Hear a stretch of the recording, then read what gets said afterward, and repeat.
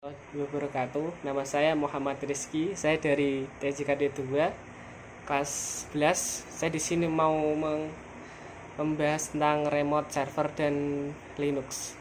Remote server adalah sebuah server yang dapat diakses dalam dikendalikan dari jarak jauh melalui internet. Konsep ini memungkinkan pengguna untuk mengakses dan menggunakan sumber daya server seperti proses data, menyimpan file, dan menjalankan aplikasi tanpa harus berada di lokasi fisik server itu sendiri.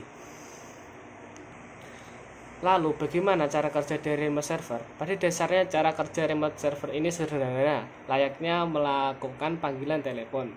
Sebagai contoh, komputer untuk mengakses bisa dianalogikan sebagai ponsel, sedangkan IP servernya adalah nomor telepon.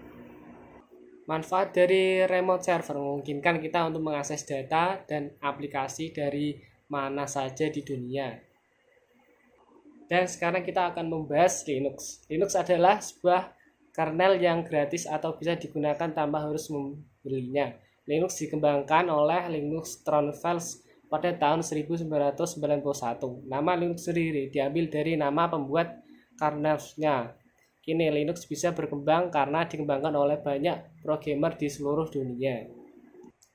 Dan fungsi Linux sebagai sistem operasi server. Linux digunakan secara luas sebagai sistem operasi server karena keandalannya dan kemampuannya untuk mengelola sumber daya jaringan dan server dengan baik.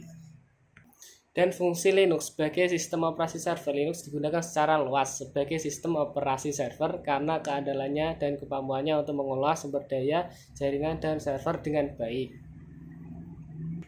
Dan Linux dibangun berdasarkan kernel inti sistem operasi Linux yang pertama kali dirilis pada tahun 1991 oleh Linus Torvalds secara mahasiswa dari Universitas Helsinki, Finlandia.